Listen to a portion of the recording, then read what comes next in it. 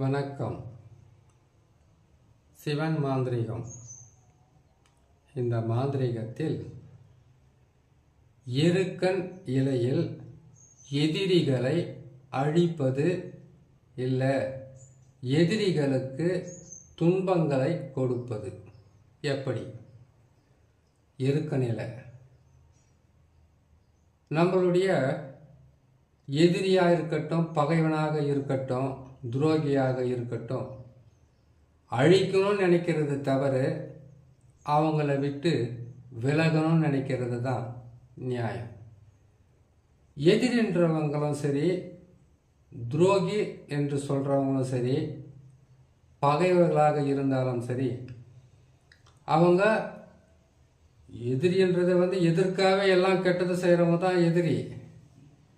துரோகின்றவங்க நமக்கு பின்னாடி பள்ளம் பறிக்கிறவங்க, நம்மளுடைய எல்லா வகையான அசைவையும் தெரிஞ்சு என்ன செய்ய போகிறோன்னு தெரிஞ்சு அதுக்கு மாற்று வேலையை செய்து கெடுதல்களையும் கஷ்டங்களையும் துன்பங்களும் தர்றவங்க துரோகிங்க.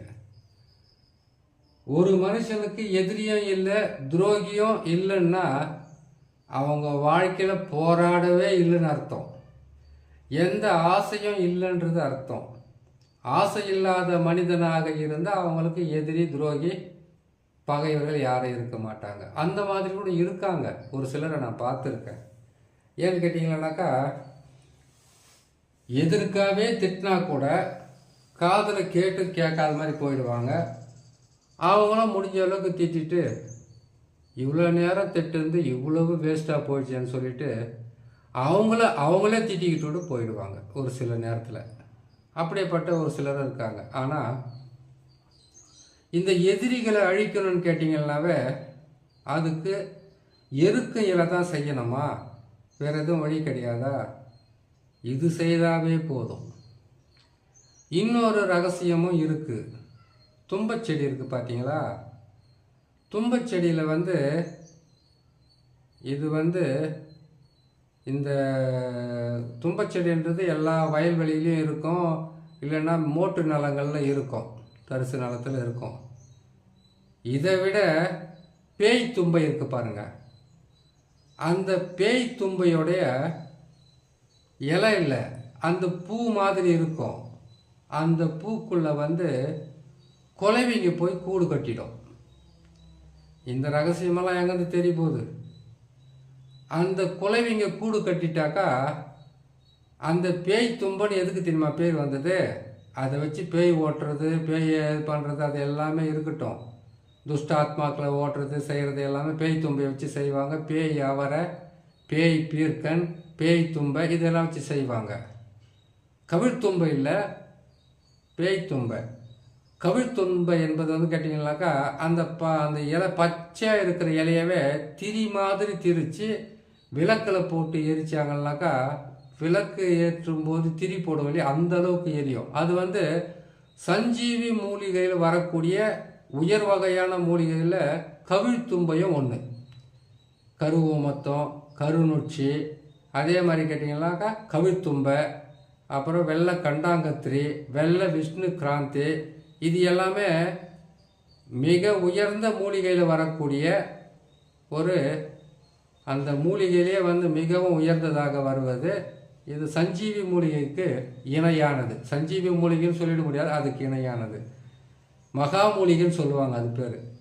அது மூலியமாக பல வியாதிகளும் மாந்திரிகளும் சித்து விளையாட்டுகளும் விளையாட முடியும். அதையெல்லாம் அதுக்கப்புறம் சொல்லிக்கிட்டு வரலாம். முதல்ல இது பாருங்கள். இப்போது அந்த பேய் தும்பையை என்ன பண்ணுவாங்கன்னு கேட்டிங்களேனாக்கா, அதில் வரக்கூடிய பூவாகப்பட்டது தும்பச்செடியில் தும்பப்பூ வெள்ளையாக இருக்கும், அப்படியே பளிச்சுன்னு தெரியும் பார்க்குறதுக்கு. அந்த தும்பச்செடியில் என்ன செய்யணும்னு கேட்டிங்கன்னாக்கா, எந்த எதிரியை பிரிக்கணுமோ அவங்களுடைய பேரை இரும்பு தகடு இல்லை காரிய தகடில் அவங்களுடைய பேரை எழுதி அதுக்கு இன்னொரு மாற்று, அதாகிட்ட 2 பேர் சேர்ந்துருக்காங்க, அவங்க அந்த எதிரிங்களை நீங்கள் அழிக்கணும்னு நினச்சிங்களா, அவங்க 2 பேருக்கு சண்டை விடணும்னு கேட்டிங்கன்னாக்கா, அது 2 பேரையும் தனித்தனியாக எழுதி நசி அப்படின்ற எழுத்தை பிரின்னு போட்டுட்டு அந்த தும்பச்செடியில் இருக்கக்கூடிய 2 பக்கமும் கிளை மாதிரியே இருக்கும், ஒத்தையாக வராது. இந்த பக்கம் அந்த பக்கம் கிளை மாதிரி வரும், அதில் இலைகள் இருக்கும், பூவும் பூக்கும்.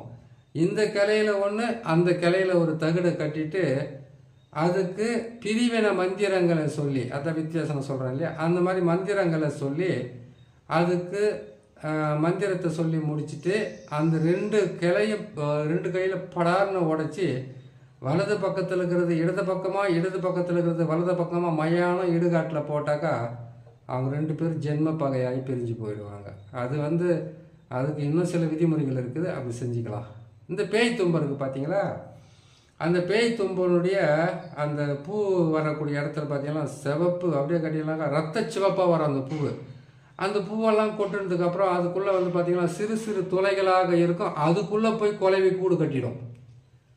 அந்த குலைவி கூடோடு என்ன பண்ண, குலைவெல்லாம் ஓட்டக்கூடாது, அதை அப்படியே கொண்டு அதுக்கு பிளாஸ்டிக் அப்படியே சொன்னோம்னா நம்மளை கொட்டிடாதா அப்படின்னு கேள்வி வரும்.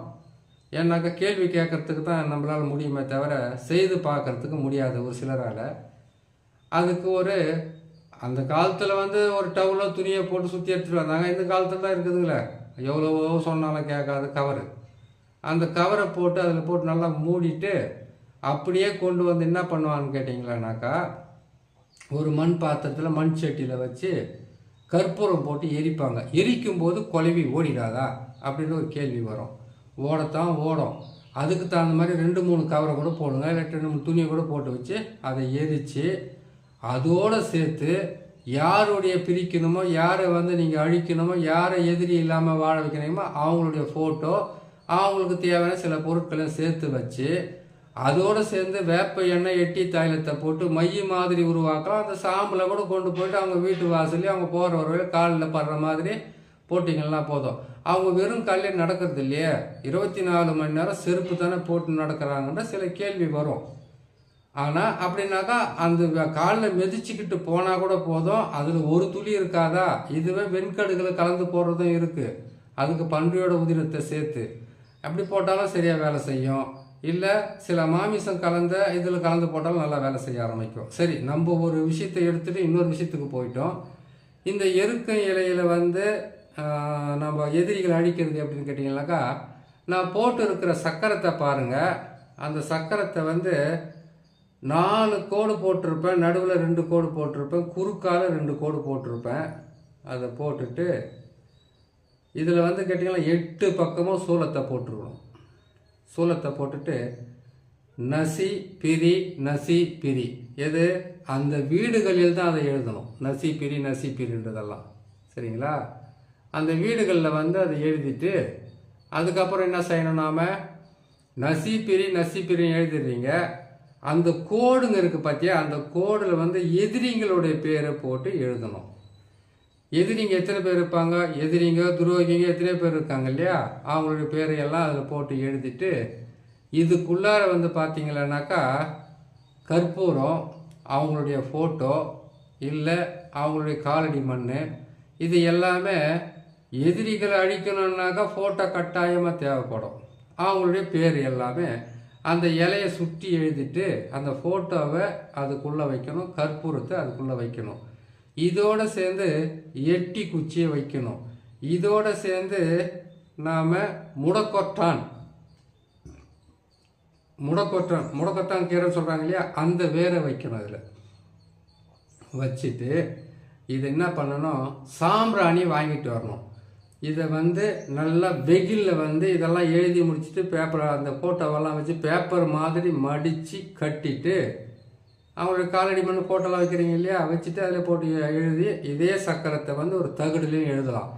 அந்த தகடை எழுதிட்டு அதை அவங்களுடைய பேரெல்லாம் போட்டு இந்த சக்கரத்தை தகடில் போட்டு எழுதிட்டு இந்த தார் ரோட்டில் வண்டியெல்லாம் போகுதுங்க பார்த்தீங்களா, வண்டி போகும்போது தார் ரோடுனாக்கா அதில் சின்ன பள்ளமெல்லாம் ஏதாச்சும் ஒன்று இருக்கும், அதில் அது மிதிக்கிற மாதிரி இருக்கணும். அது மிதிக்கிற மாதிரி இருந்து அந்த வண்டி ஏறி இறங்கும் முதல்ல அது மேலே மிதிக்கிற மாதிரி 4 நடமாற மாதிரி இருக்கணும். அந்த மாதிரி இடத்துங்களில் அதை வச்சா எந்த எதிரியாக இருந்தாலும் நெசிஞ்சு போவாங்க, பல வகையில் கஷ்டங்களை அனுபவிப்பாங்க. ஒன்றாச்சு இந்த இலையை மடித்து ஃபோட்டோவெல்லாம் வச்சு இதை நல்லா காய வச்சு இதை எரிக்கணும்.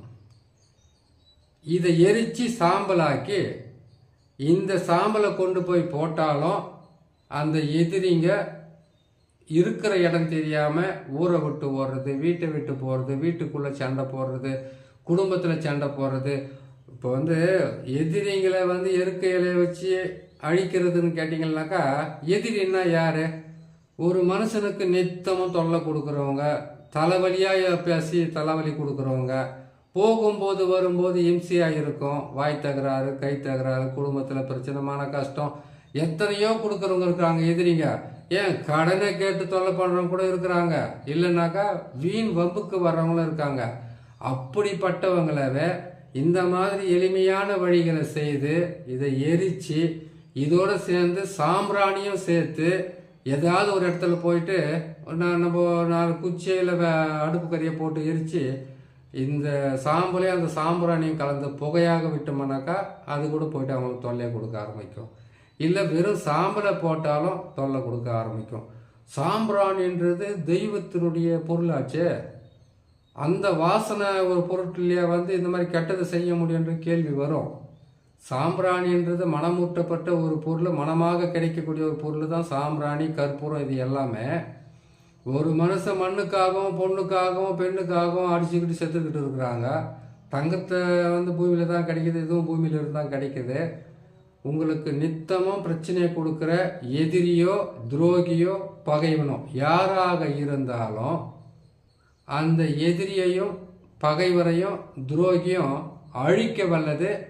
ஏன்னு கேட்டீங்கன்னாக்கா, நீங்கள் விலகி போனாலும் அவங்க உங்களை விடமாட்டேன்றாங்க, மன கஷ்டமாக பேசுகிறாங்க, துன்பமாக பேசுகிறாங்க, இல்லை பேசுகிற வார்த்தையில் 4 பேருக்கு முன்னாடி அசிங்கப்படுத்தி அவமானப்படுத்தி பேசுகிறாங்கன்னாக்கா, இதை பயன்படுத்தி செய்து பாருங்கள். உங்களுடைய எதிரி, உங்களுடைய துரோகி, உங்களுடைய பகைவர்கள் உங்கள் கண்ணு முன்னாடியே அழியிறத நீங்கள் பார்க்கலான்னு சொல்கிறேன். சரி, இத்தனை பதிவு போட்டுட்டோம். ஒரு நல்ல மந்திரம் ஒன்று சொல்கிறேன். அந்த மந்திரமாகப்பட்டது எதிரிகளை அழிக்கவும் பயன்படும்.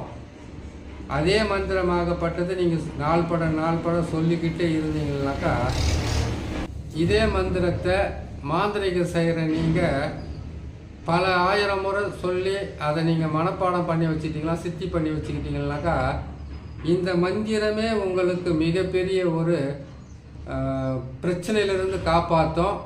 உங்களுக்கு மாந்திரிகத்துக்கு மிக உதவியாக இருக்கும். சரியா?